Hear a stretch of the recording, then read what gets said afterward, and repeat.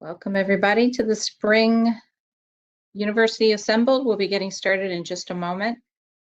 Looks like people are still coming in. We're up to about 250 and almost everybody is here, Mr. President. I think we're just missing Demond.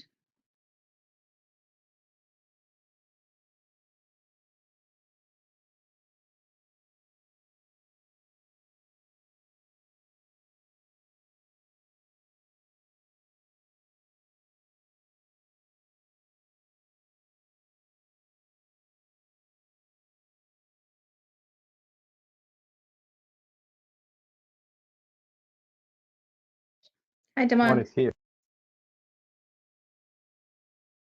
Hello, everyone. Hello, hello. Hello. Feels like spring out there today. Wonderful outside. Mm-hmm. It's time to start planting things in the garden. It really is.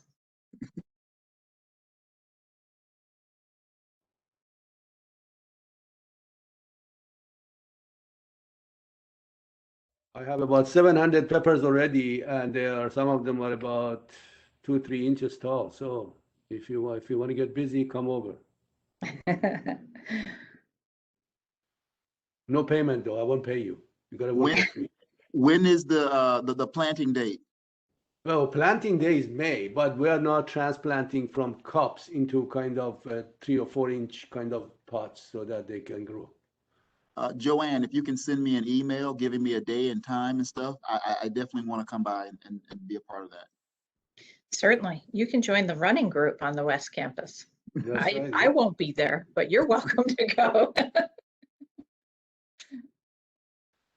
Yeah, we have also programs with this summer. We're approaching 400 participants, Mr. President. That's Everyone fantastic. I'm sorry, everyone is present. And it's Everybody is president, yes. Okay. So we should start. Okay, I think I should take off my glasses. Can everybody see me? Hello, everybody. Good afternoon, and this is the first university assembled, in God knows how long. We had one last semester, did we not? Yes, we did. But this is the one where there seems to be hope in front of us, especially with today's announcement where the governor just said that higher education is next to get vaccination. I'm so excited about that. I really am. I hope that those who want it and are waiting for it, have been waiting for it, they can get it as soon as possible. I want to thank you all for joining us and welcome you all to the University Assembled. I know it's been a very, very challenging year for everybody in the world. I don't think there's anybody who can say that they had it easy during this period. And it really was a perfect storm in a way that, first the pandemic where everybody suddenly had to kind of leave their normal life and start learning to live a whole new life, one that is in isolation and use of technology in everything that we do. And I would say that I was truly impressed and thankful for our faculty and our academic affairs who switched quickly, finished the last semester, and then we are almost there here in this academic year. And we will have both virtual as well as face-to-face commencement, so I'm excited about that. So that was one problem. And then came, of course, soon after that, the massive unemployment that causes a whole host of problems for millions of Americans. And of course, the race riots of the killing of Ahmaud Arbery and George Floyd, Breonna Taylor, and a number of other issues that happened, and the whole country went through a very difficult period, and that is still continuing. And and then the worst part, I think, is really the mental impact of all of this thing on all of us. Everybody has been impacted one way or another. I'll tell you, I have been. I mean, and it really does impact you because, when you suddenly lose everything that they have been so comfortable with and used to, and you have to kind of shift yourself to a whole new world where that is completely foreign to you, it's going to play now, a number on your head, and that's what he has done. So this is not an easy time, hasn't been easy time for everybody. And the message that I wanted to send today about our university assemble, number one, your university is in good shape. So that's wonderful. At least we don't have to kind of sit down and look over our shoulders and see what on earth is going to happen. And number two, we want to hopefully comes fall of 2021 open normally. And in order to do that, we need to have a community that is ready to come back and function in this new normal. And given that we have all gone through a very, very difficult and challenging time, I wanted to just, first of all, thank so many people for getting this university to where it is today, and I will go through some of the names.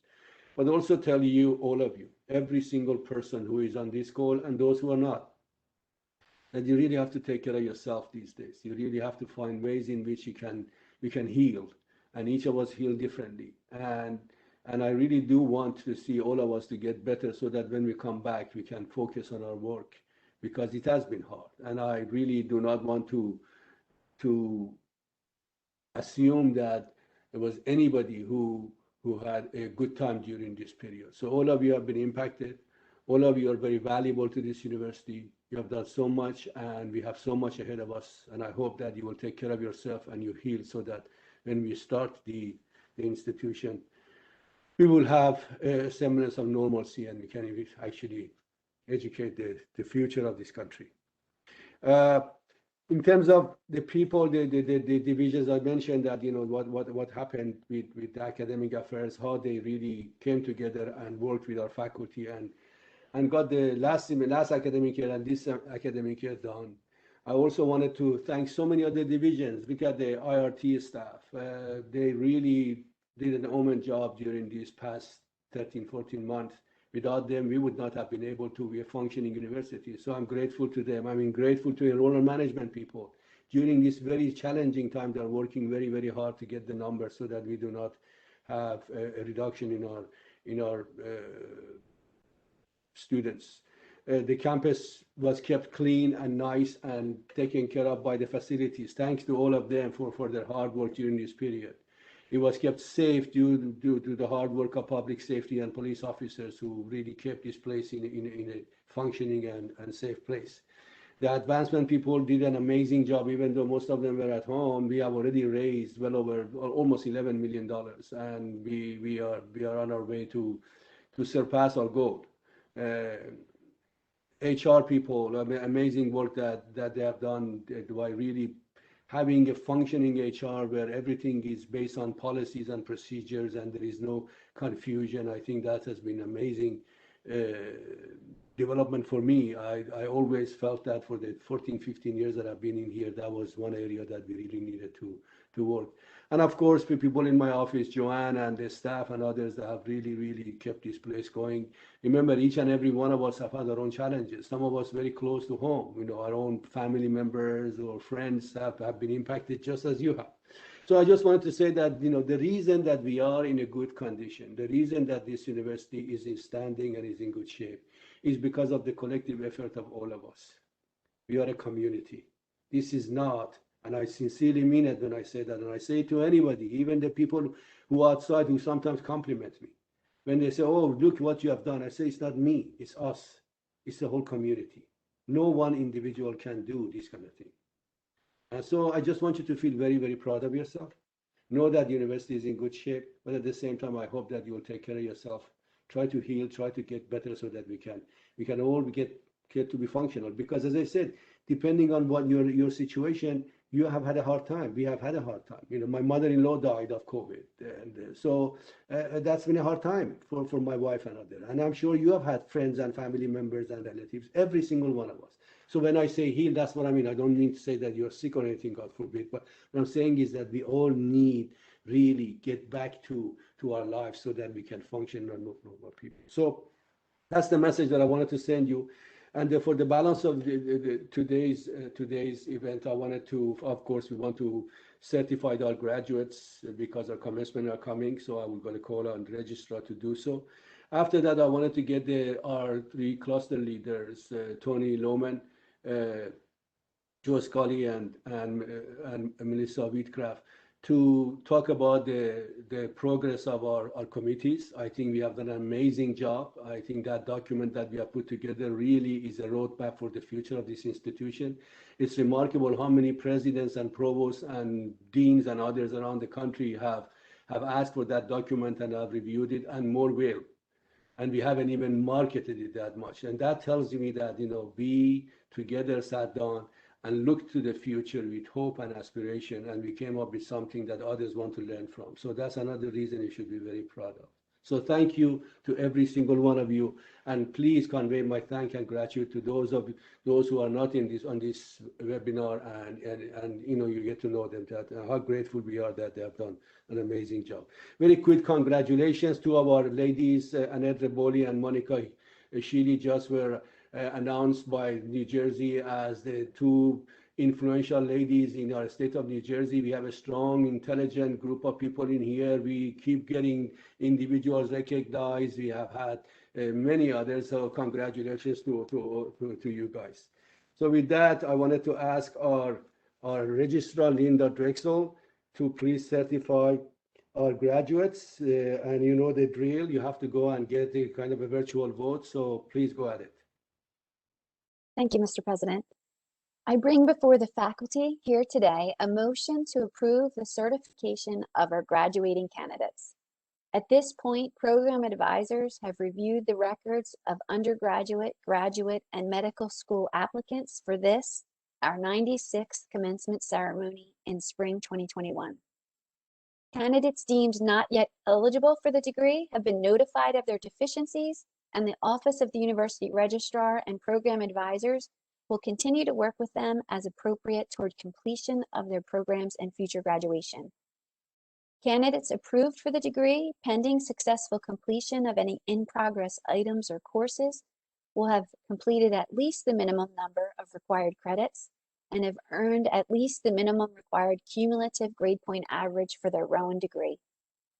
With your acceptance of this motion, Rowan will graduate for the 2020-2021 academic year over 5,600 total graduates, which includes approximately 4,538 undergraduate students, 867 graduate students, 170 Rowan University School of Osteopathic Medicine students, and 99 Cooper Medical School of Rowan University students. That's quite remarkable for a pandemic year, I must say. So this motion is before you. So moved. Second. I have a second. Great. Second. All in favor? Yay. Aye. All opposed? The motion carries. Thank you.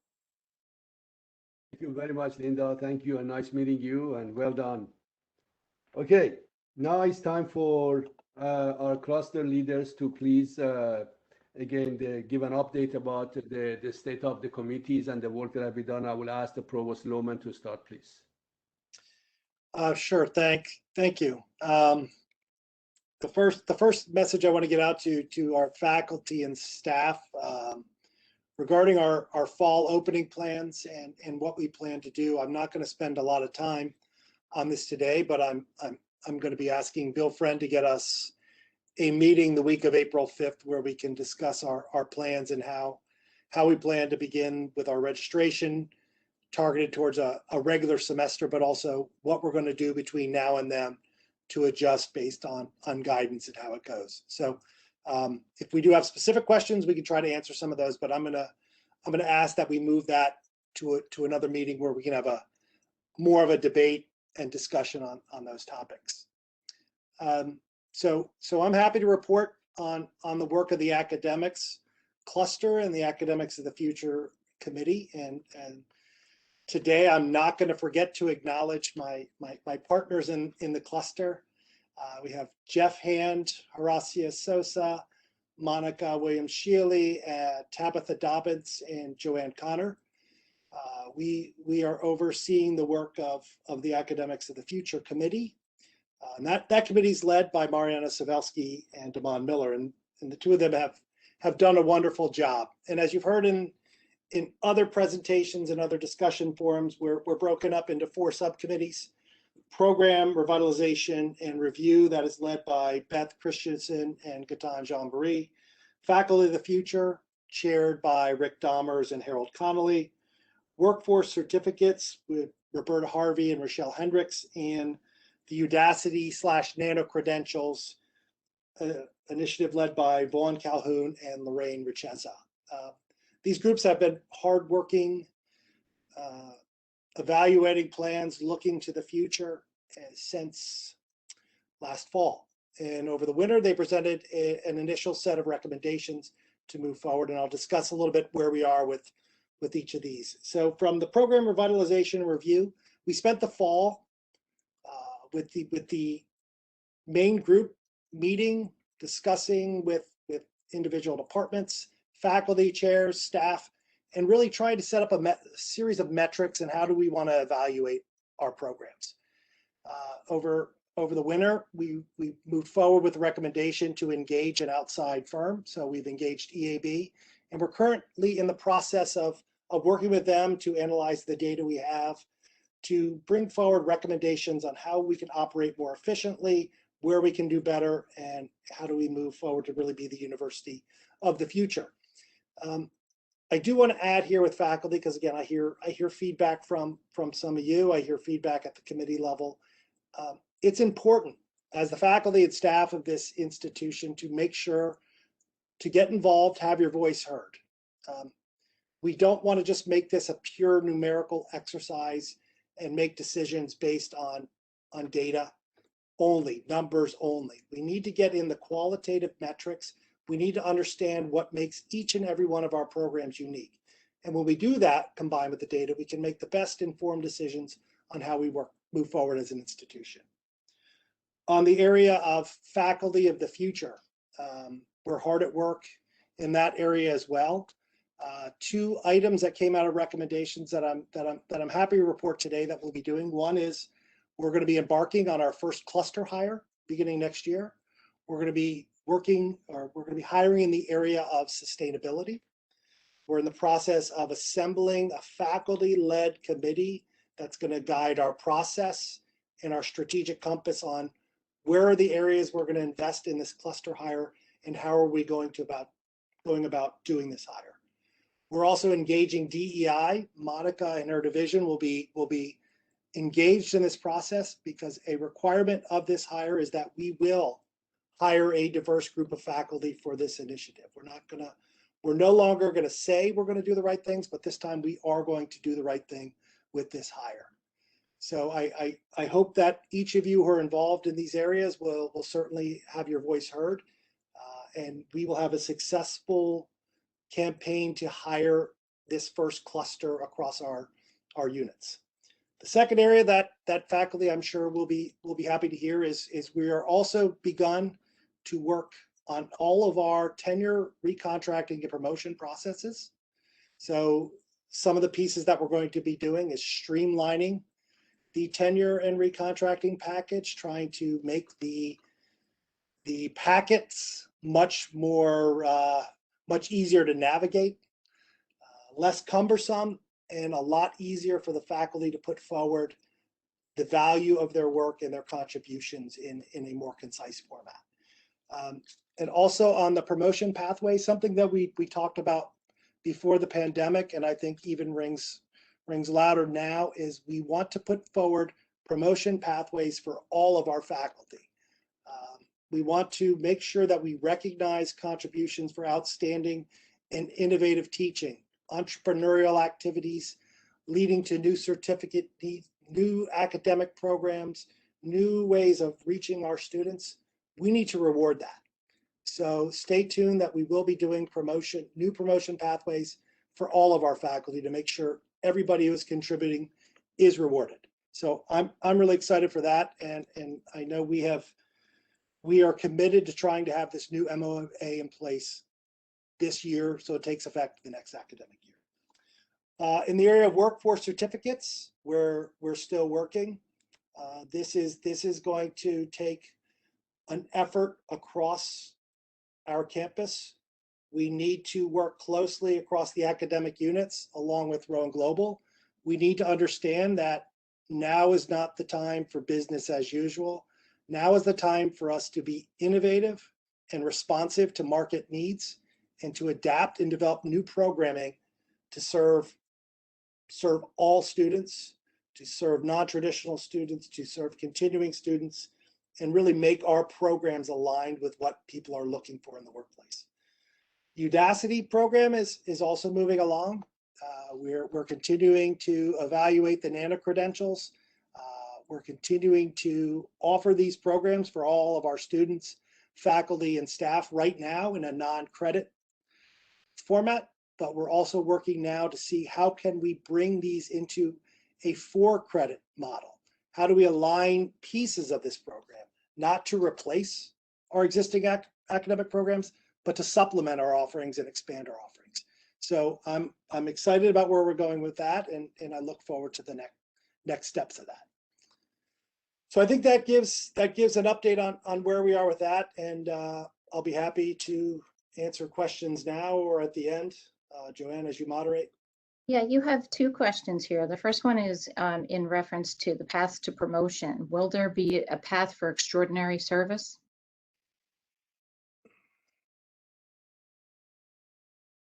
Will there be a path for extraordinary service alone? No, but I think certainly extraordinary service as a key part of a comprehensively strong promotion document will be something we will be entertaining as we go forward. Okay. It's really making sure we're valuing all contributions that enhance the value of a Rowan education and our student experience. Great, thank you. There's another question. What are Rowan's plans to support neurodiverse populations of students, staff, and faculty in the future? So Tony, I'm not sure if you want to hit on that. Mr. President, you may want to add to that since Sure, it's a topic that you're very passionate about. Yes, of course, this is an area that I am so Tony, so many of our people in here. We have decided we are going to have very major activities in the area of neurodiversity center and the resources for it. This is something that I'm working very hard even at the state level to secure funding from the state so that we can really take care of our students, our faculty, and our staff, people who need this support in here, especially these days because the situation is even worse than it was before. So absolutely, we are definitely looking at this issue. It's a very, very important, near and dear to my heart and to Provost, and I know many others. And definitely, we want to do this. We want to do it the right way. And I know Monica is on top of it, and we all are. So that's what I want to say, and I'm sure Tony has additional to that. And I don't mind commenting as well. Good. Sure. The plans for the university, as I understand it, is that we're supporting the neurodivergent population based around the work of our neurodiversity task force, which is comprised of our faculty, staff, students from all across Rowan. Rowan's campuses, our RC colleges are partners, as well as we have many community members who are involved. Over the past year, we've worked on a white paper which evaluates the current support provided for our neurodivergent population, faculty, staff, and students, research on neurodiversity, as well as recommendations as it relates to developing a Center for Neurodiversity. So the center will, what we're working on is that the center will provide community research, resources, and advocacy to support meaningful access to higher education and beyond education. We're also pleased, and this is the end, we're pleased to share that we just completed our first cohort of our Inclusive Pedagogy and Practices Certificate. And I want to give kudos to our committee, which was led by Brent Elder, Amy Accardo, and John Woodruff, were instrumental in developing, as well as the other committee members. So look for more to come. We have another cohort starting. So those of you who are interested in learning more and participating, go onto our DEI website. Thanks, Penny. Sure. Okay, Tony, there's a question. Will tenured faculty still be able to get adjusted load for research? Yes. So we brought adjusted load back slowly over the spring into the spring semester, and we will be bringing back more of it into the fall. So yes, faculty will be able to apply for adjusted load. Thank you. You said Academics of the Future Committee gathered data and will make recommendations. Can you expand upon that a little bit? Sure. And I see the question, because I also see that this is not meant to sound ominous. This is why I say it's important that each department brings forward the qualitative metrics that we need to do and to value all of our programs. Numbers alone aren't going to drive individual programs. Each department has a different contribution to what they bring. There are many majors that have very small number of majors, but they do a tremendous amount of teaching on our campus. They see a large number of students across campus. So we're not looking at any one given number. Rather, we're looking at the complete package of what departments do, how do you provide value to our institution and all of our students. If we wanted to be ominous, it'd be very easy for me to go out and ask an external consultant to evaluate us completely on their own. And we've seen other schools do that. But what we want to do is we want to make this a process that we all own. This is the instruction that the president has given me.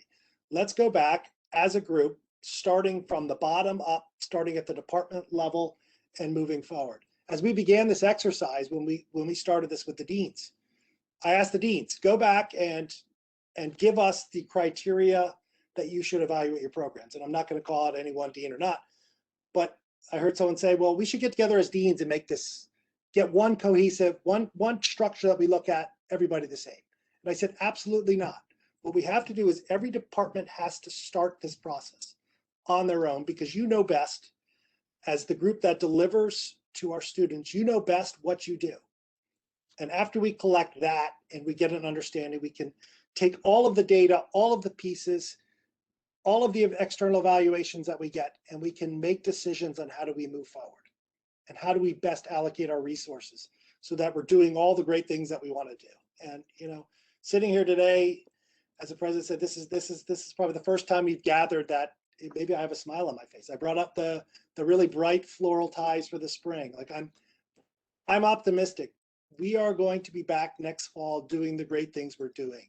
And the exercise that we're doing right now with EAB is for us to keep doing these things, keep doing them even better than we are, and do more of it. So I'm excited. This should be anything but ominous. You should be viewing this exercise as an opportunity. Thank you. Tony, we haven't done cluster hires in the past. Perhaps you can talk a little bit about what that is. We have about 600 participants, and not everybody may know what that is.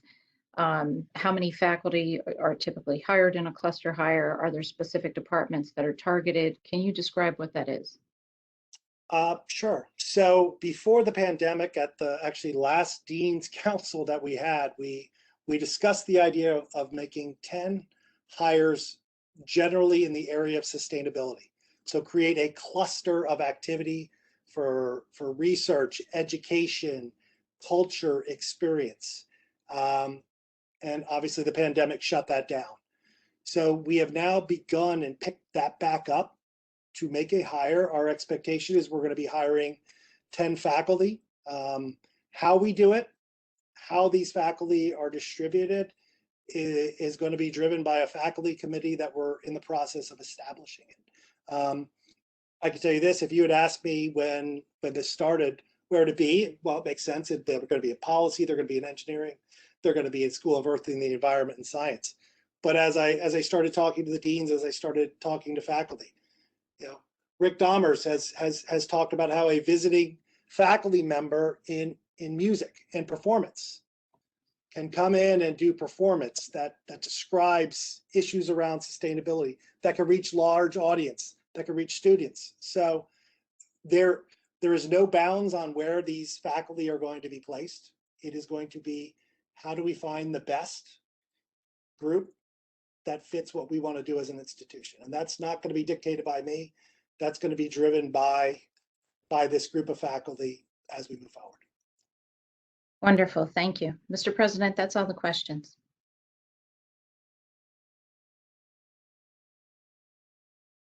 All right, Joanne, should I go? Yeah, I think the president's trying to get off mute. Yes, because, There we go. sorry. Am I back? Okay, I apologize. Mr. Scully, please, would you give your report about facilities as well as of course, the pricing and other. Sure. I'm here today to give an update on the facilities and infrastructure cluster, which also includes Mira Lalovich-Han, Joe Campbell, and Joanne Connor. And I want to provide an update, as the president mentioned, on two committees that fall under the Facilities and Infrastructure Committee. One being the Facilities and Infrastructure Committee itself, and the second, the Pricing Committee. First, the Facilities and Infrastructure Committee, which is co-chaired by Cheryl Bodner and Elise Crawford. As you may recall, this committee was asked to review current facilities and infrastructure throughout the campus and provide recommendations of what is needed to get to a university of the future. After completing a stakeholder analysis, they came back to the cluster with several recommendations. Among the recommendations include a cloud-first strategy for IT, move our servers and our applications to a cloud-based format, improve our housing portfolio, either through renovations or creating new housing opportunities. Also improving our central plant and creating a sustainability plan. And also create a Rowan portal for easy access for our applications for our students and our staff. And of course, update the Campbell Library into a student hub. Since that last discussion, the committee was reorganized into 4 subcommittees. The Campbell Library Renovation Subcommittee, chaired by Elise Crawford, they're going to be working to determine the technology and physical space needed in the library to turn it into a campus hub for students. They will provide recommendations as to which student services could be consolidated into the library, and they will help with the space planning. The second committee, a housing portfolio group, also headed by Elise, they will help to determine the housing needs going forward, prepare analysis of the types of housing and amenities that are most desirable to their students, and make a recommendation on our housing plan. The third group, headed by Cheryl Bodner, is the Rowan Portal Group. This group will work closely with IRT to develop plans to create a Rowan portal, which will improve the access and services to students and staff. And the final group, the Sustainability Group, also headed by Cheryl, will work with the University Sustainability Committee and complete phase 2 of Roadmap to Sustainability Master Plan. As you can guess, a majority of this committee's work will involve working with other committees. The co-chairs have already begun, and they've reached out to the Academic Committee of the Future, as well as DEI and the Flexible Workforce Committees, to discuss the impact that those committees' recommendations will have on the facilities and infrastructure needs going forward. The Academics Committee recommendations so far impacting the Facilities and Infrastructure Committee are mostly related to IRT, such as development of software and identifying new applications for reporting and tracking. There is a potential for facility needs once the focus areas of cluster hire are identified. As far as the recommendations for DEI Committee, these will impact the Facilities and Infrastructure Committee in multiple ways with respect to access and equity in physical space and technology. Impacted areas, of course, will include housing portfolio, the need to ensure equity of access, and as well as technology needed to track the progress of students, the retention of students, and recruiting of students. The Flexible Workforce Committee, their direction will also impact the physical space needs around campus and will help determine the technology needs, including such items as the need for a Rowan portal. What impact will flexible workforce have on parking and other space requirements? And how will reimagining the library into a hub for student service be impacted if various student services continue to be operated remotely? And of course, what technologies needs will be needed to work from remotely? You can see that all these committees need to be involved and consulted along the way. Our goal is to hold regular meetings where progress on the individual committees is shared in an effort to guide and inform decisions. Some of the action items to date, the DEI Committee will provide metrics they require to track and monitor students and faculty so that specific technology solutions may be researched. The Flexible Workforce Group will provide an update on specific departments that will pilot the Flex Work program, and those areas targeted for workspace sharing and remote work, with an aim to determine technology and spacing needs.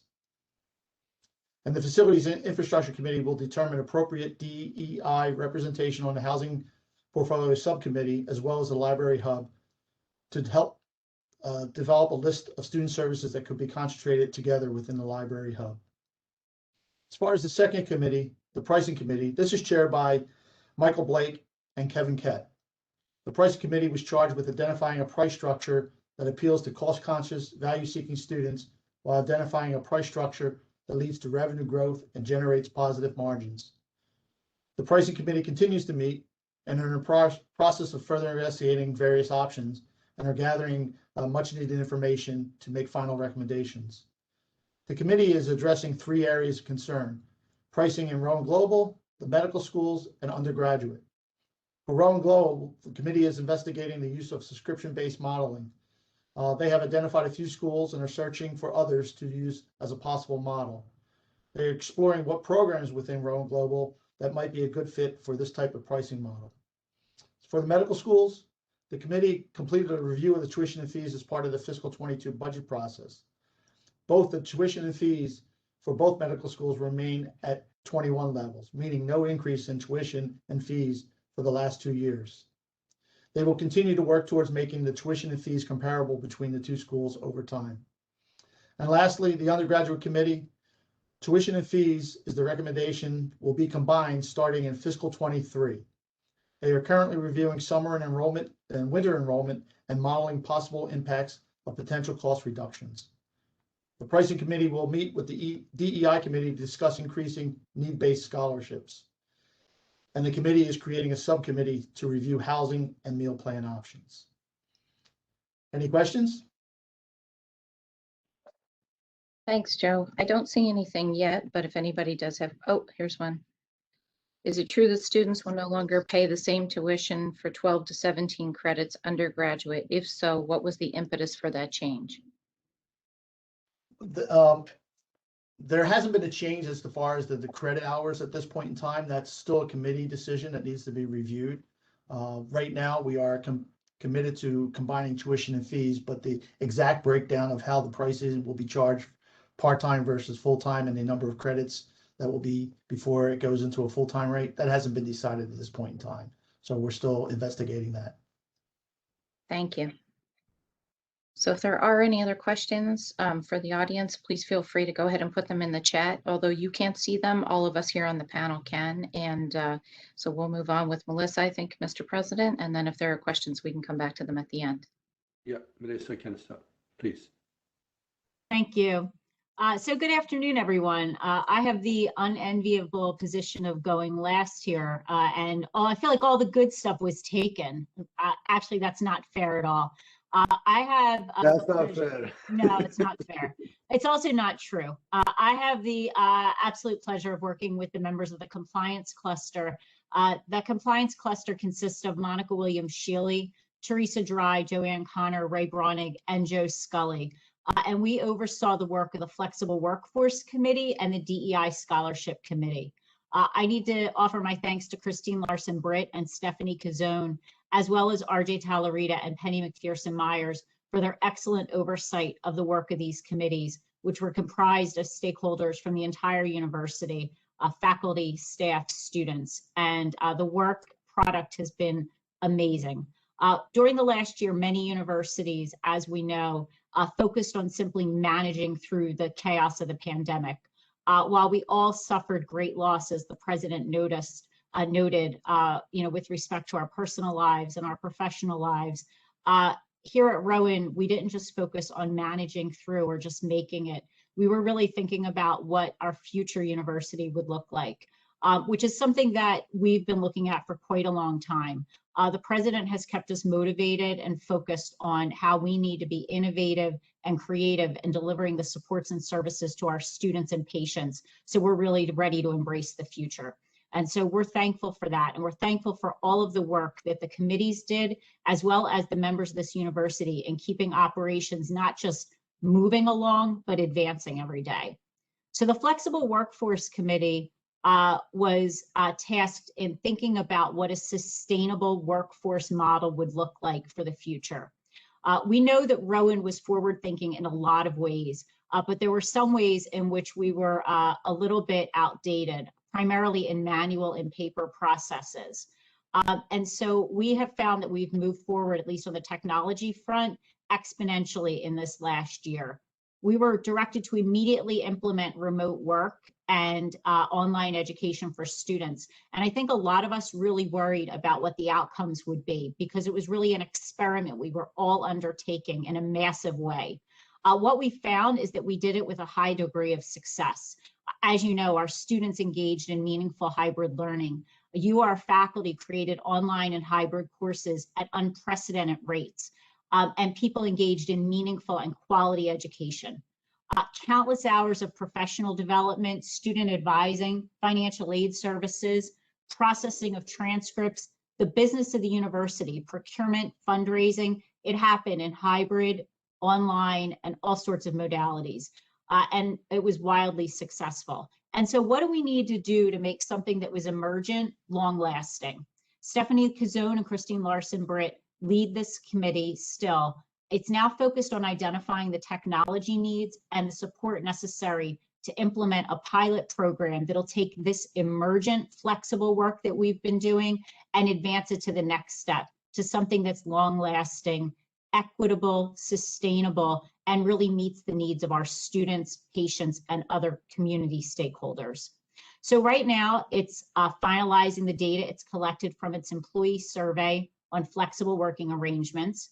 It's developed a student survey as well as questions for the patient survey to find out what people really need and expect in online and hybrid support.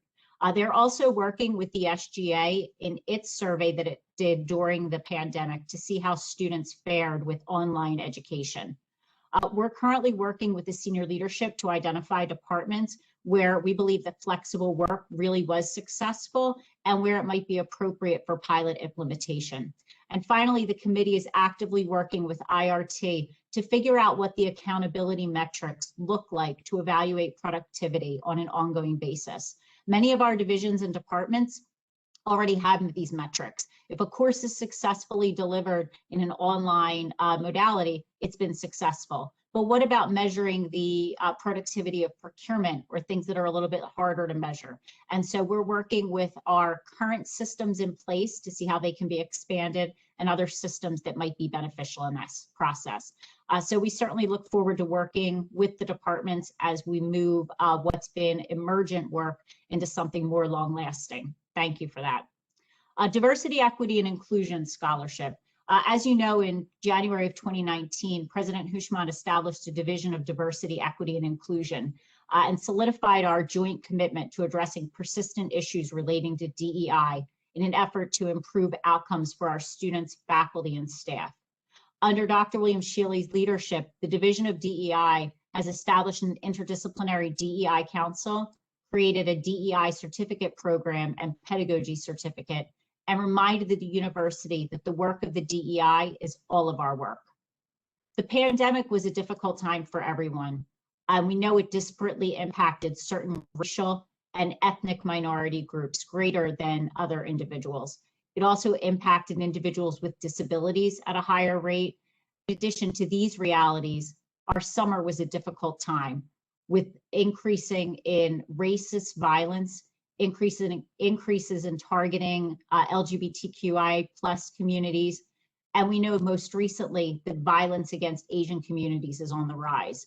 So we know we have much work to do nationally and globally. Here at home, we have work to do at Rowan. When we look at our outcomes for individuals of color, and when we look at our outcomes for individuals who are neurodiverse, we know that we can do better in retention rates, in graduation rates, and successful outcomes. RJ Talarita and Penny McPherson Myers chair this committee, and they concluded and recommended the following with their committee. Rowan needs to endeavor to increase need-based funding for all of its students, must improve services and supports to diverse students, faculty, and members of our community, and we have to establish more opportunities for experiential learning for diverse students. We can work jointly to make our university more welcoming and inclusive. To date, the committee has recommended an improved process for distribution of financial aid to students, which is under evaluation. It's recommended a structure for delivery of services to diverse students, which is in consideration for implementation in the coming budget year. And the committee recommended that Rowan improve access to experiential learning to all students. And the leadership team is currently working with IRT to improve the process for tracking experiential and service learning across the university. As Joe Scully mentioned, the committee is also working with the pricing committee on recommendations that overlap relating to pricing, scholarships, and funding.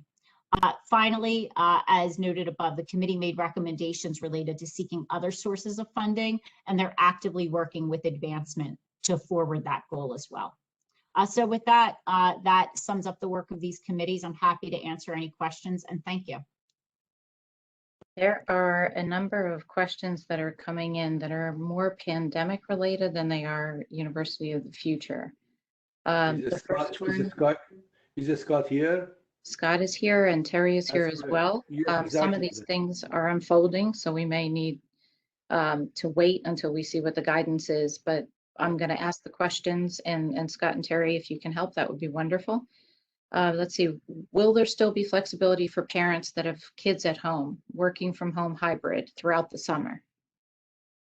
I think what we always are doing in the restart plan is looking at what we need for the best operations of the university while still being flexible as we can for our employees. Obviously, there'll be many more choices as we move forward, as we've seen schools going more toward on-site than remote. So without knowing the individual who asked the question specific position, it's hard to say whether there would be flexibility or not. Some positions need to be on site. Others can be more flexible. Another question that came through was, when will people know? It's not going to be easy to indicate. Part of the process are going to be surveys with students and to look at what positions need to be on campus and which don't need to be on campus. And I don't know that we're going to know that even in the summer. The way we've been working right now is very different than when people return, hopefully with most people vaccinated, et cetera, and what the volume of traffic is with students, visitors, employees, and all of that will need to be factored into it. The other thing is we really need to factor in as well how we differentiate. You know, if we need to have 10 people on site in a department, and I'm just going to say financial aid just as a department, it has no relevance to anything. You know, if we needed 10 people in financial aid, how do we determine which 10 people need to come in and which others work remotely? So it's fairly complicated in being able to do that. What we're not going to do, you know, one state university has already declared that everyone should return July 1st. That's not something that we're looking to do. We need to make it fit, which we have always done through this time, as flexible for employees as possible, but still serving the needs of our constituents.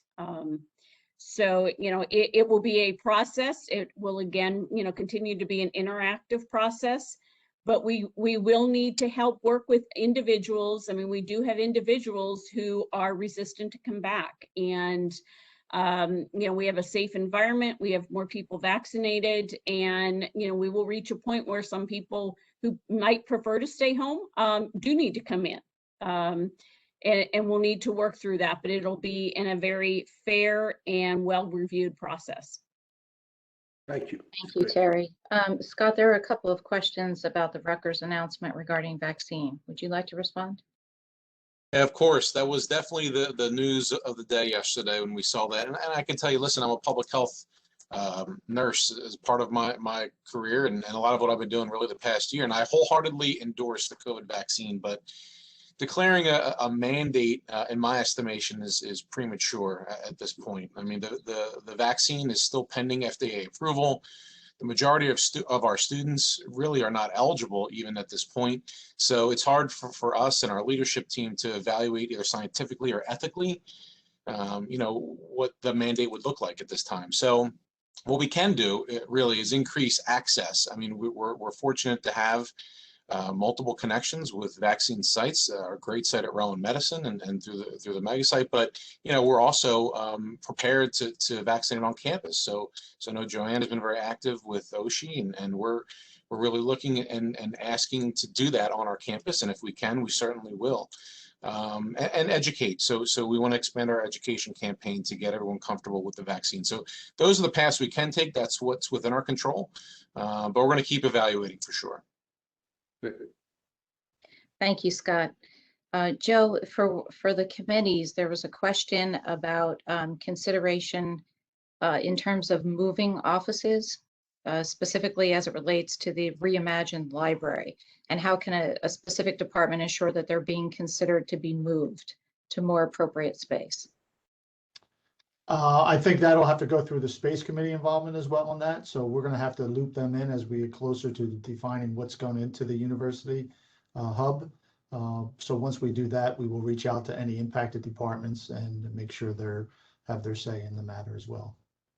Thank you. And as Joanne, as I see the people who are actually involved, I might be the only person who's actually on the panel. I can say we are, even pre-pandemic, we had begun a process for what I would say is programming the library to have student-centric functions within the library. So that is what we intend to do as we move forward with the library, reimagining the library.